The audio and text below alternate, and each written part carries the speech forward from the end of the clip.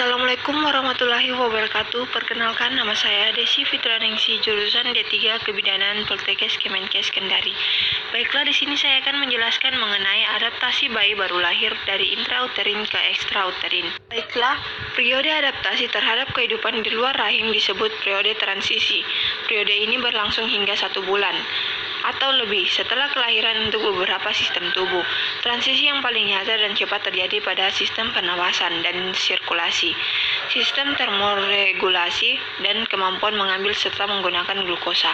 Adaptasi neonatal adalah perubahan secara fungsional daripada kehidupan intrauterin pada kehidupan ekstrauterin. Mampu beradaptasi akan menjadikan meostasis, gagal beradaptasi menjadi morbidity. Adaptasi bergantung kepada kematangan atau bergantung kepada usia kehamilan, nutrisi atau berhubungan dengan berat badan lahir, toleransi atau kebolehan untuk mengadaptasi persekitaran baru, mampu mentoleransi kepada keadaan hipoxia, hipolikemia, pengambilan kalori, dan lain-lain. Kemampuan beradaptasi atau kemampuan dalam beradaptasi terhadap perubahan.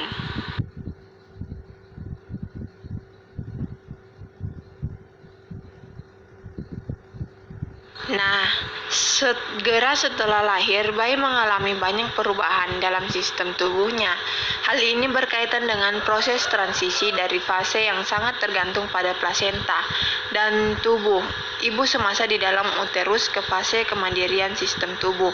Untuk bekerja secara mandiri tanpa bergantung pada plasenta, proses adaptasi yang perlu diketahui seorang bidan diantaranya yaitu adaptasi fisiologi bayi baru lahir pada sistem pernapasan, adaptasi fisiologi bayi baru lahir pada sistem hematologi dan sirkulasi darah, adaptasi fisiologi bayi baru lahir pada sistem imunitas, adaptasi fisiologi bayi baru lahir pada sistem gastrointestinal, adaptasi fisiologi bayi baru lahir pada sistem ginjal, adaptasi fisiologi bayi baru lahir pada sistem hematologi. Baiklah, yang pertama, sistem pernapasan pada bayi baru lahir.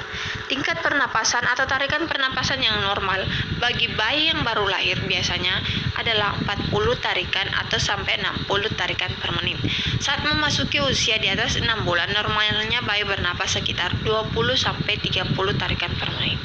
Ketika mencapai usia 6 tahun, rata-rata sekitar 12 sampai 20 tarikan per menit. Pada remaja, angka ini umumnya 12 sampai 16 tarikan per menit. Nah, ketika bayi merasa lelah maupun kepanasan, bayi akan bernapas lebih cepat dari biasanya dan biasanya di atas 60 tarikan per menit. Nah, bagaimana sistemnya? Sistem dari intrauterin, kemudian oksigen berasal dari ibu melalui plasenta ke bayi. Plasenta akan terputus. Kemudian, bayi akan berusaha untuk bernafas dengan menangis. Setelah bayi menangis, paru-paru bayi akan mengembang dan cairan dalam paru-paru akan keluar. Sisa cairan di dalam paru-paru dikeluarkan dari paru dan setiap pembuluh darah. Kemudian, udara memenuhi ruangan trakea dan bronkus bayi. Lalu, bayi bernafas dengan paru-paru. Kan dari ekstrauterin bernafas dengan paru-paru.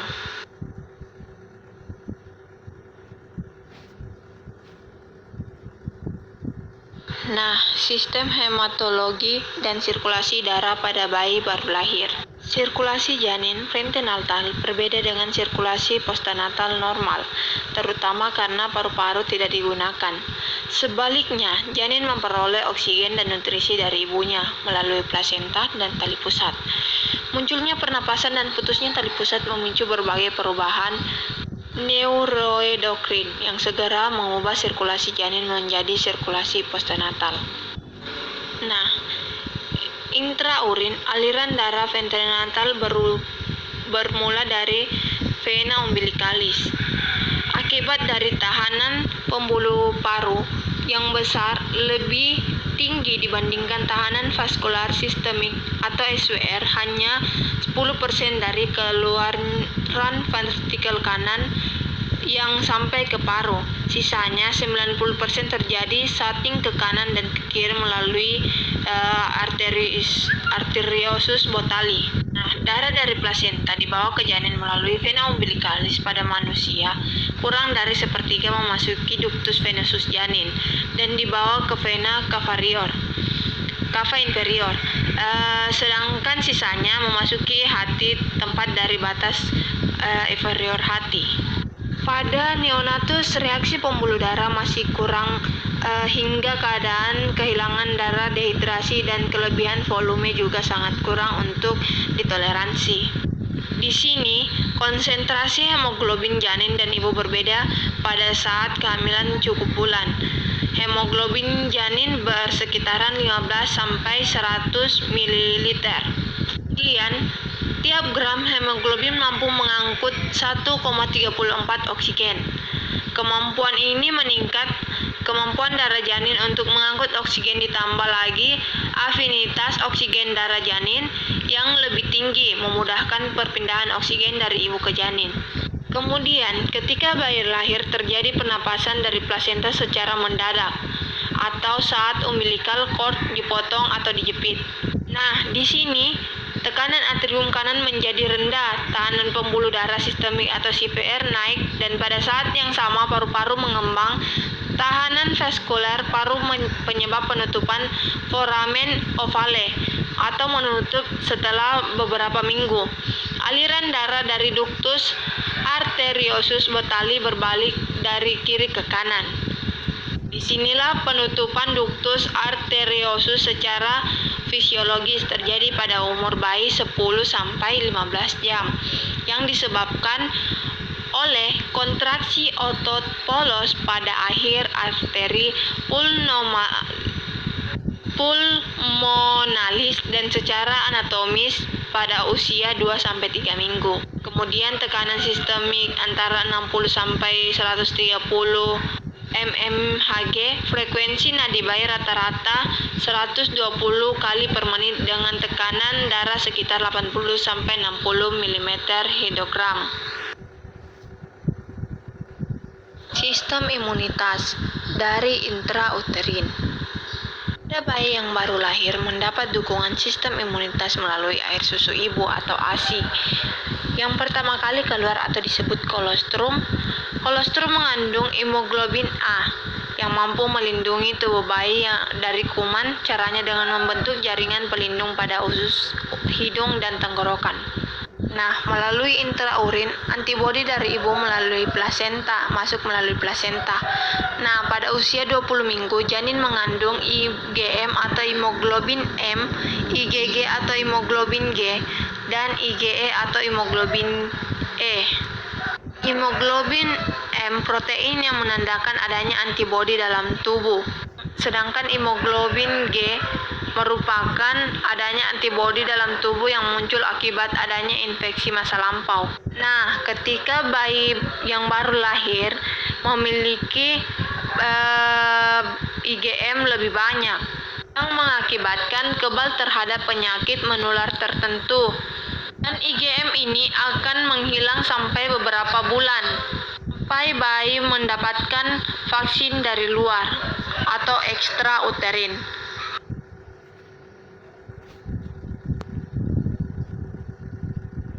Sistem gastrointestinal.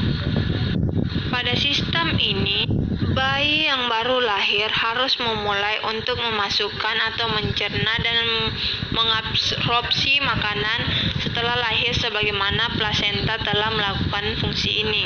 Saat lahir, kapasitas lambung bayi baru lahir sekitar 6 ml per kilogram. BB atau rata-rata sekitar 90 mg selama beberapa hari pertama kehidupan. Lambung akan kosong dalam 3 jam untuk memasukkan makanan dan kosong sempurna dalam 2-4 jam.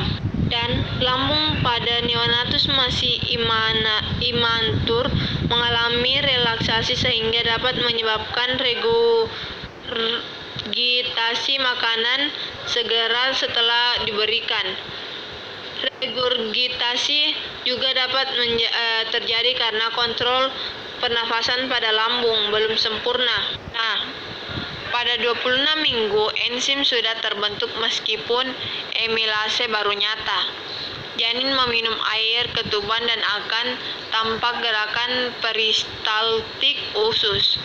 Protein dan cairan amnion yang ditelan akan menghasilkan mekonium di dalam usus. Mekonium ini akan tetap tersimpan sampai partus kecuali pada kondisi hipoksia dan stres akan tampak cairan amnion bercampur mekonium. Sebelum lahir, janin cukup bulan akan mulai menghisap dan menelan. Nah, ketika bayi lahir, IDM atau pemberian ASI selama 1 jam setelah lahir. Kemampuan bayi baru lahir cukup bulan untuk menelan dan mencerna makanan selain susu masih terbatas. Refleks gumoh dan refleks batuk yang matang sudah terbentuk baik pada saat lahir. Esofagus bawah dan lambung masih belum sempurna. Nah, di sini kapasitas lambung masih terbatas kurang dari 30 cc untuk bayi baru lahir cukup bulan. Kemudian kapasitas lambung ini akan bertambah secara lambat bersamaan dengan tumbuhnya bayi baru lahir. Dan pengaturan ASI on demand.